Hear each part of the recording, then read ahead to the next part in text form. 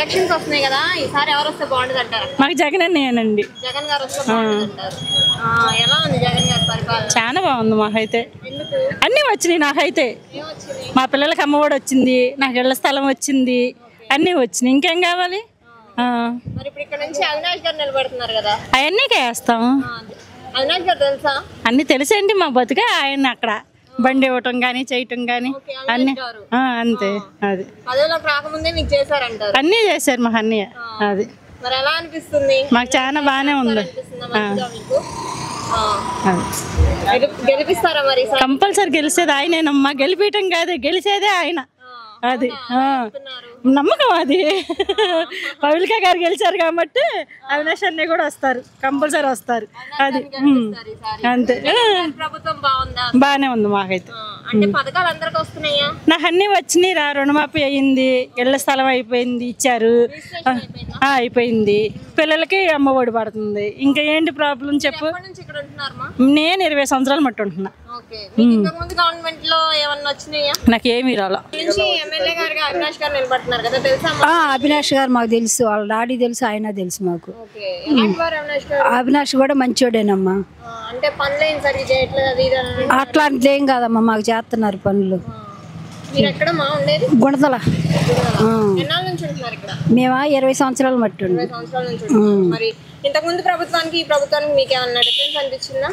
ఇప్పుడు బాగానే ఉందమ్మా. వస్తున్నాయమ్మా. ఇది 45 సంవత్సరాలు వస్తుంది, చేయూత వస్తుంది. అన్ని బాగానే ఉండే. పింఛని వస్తుంది. ప్రభుత్వం బాగానే ఉంది. ఉంటారమ్మా. చేస్తారు చేస్తారు. అట్లా ఏం కాదమ్మా, చేస్తారమ్మా. ఉంటారు. అవినాష్ గారిని గెలిపిస్తామమ్మా. అవినాష్ గారిని, జగన్ గారిని. జగన్ గెలుస్తాడు. మళ్ళీ గెలుస్తాడమ్మా. అంతే.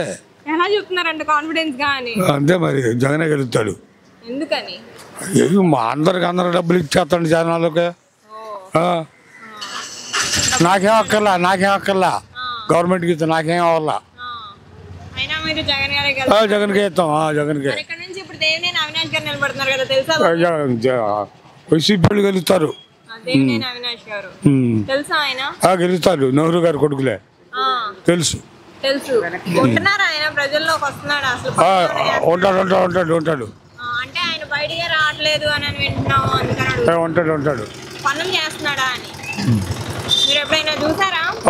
బయలుదేరి ఇక్కడికి వస్తారు. మాట్లాడతారా బానే? ఏమన్నా పనులు అవసరం అంటే చేస్తున్నారా లేదా? అవునవును, మాట్లాడతాడు. చేస్తాడా పనులు? చేస్తాడు. మరి ఎలా ఉండబోతుందంటావు ఈసారి? ఇది చేసేది ఏం లేదండి, వైసీపీ గెలుస్తాడండి, అనుమానం లేదు. అయ్యో, ఎందుకండి గెలుస్తాడు. డబ్బులు జనాలకి ఇవ్వట్లా.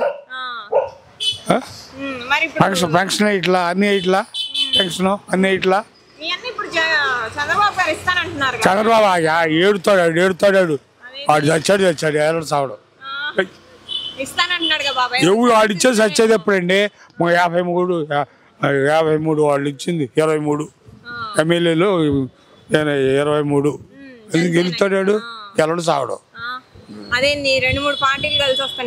ఎందుకు? వారు ఏం చెప్తారండి?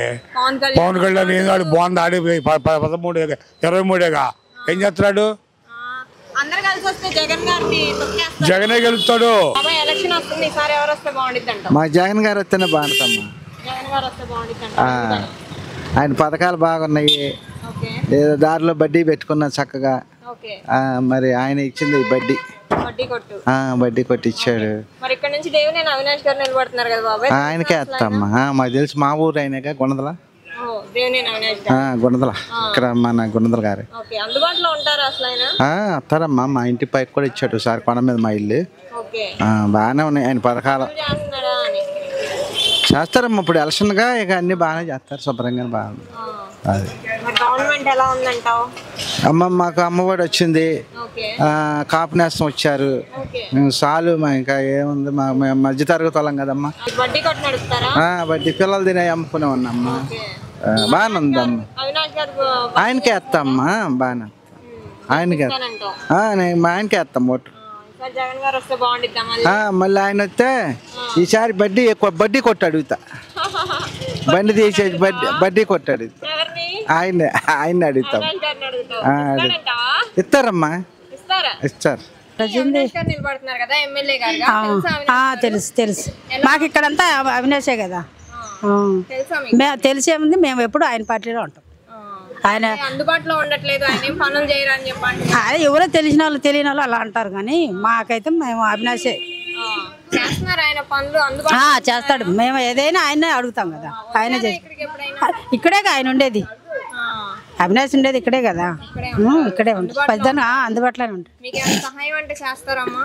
పనులు ఉన్నాయి, చేస్తాడు, ఎవరిని ఇబ్బంది కాలనీ తరపున చేస్తాడు.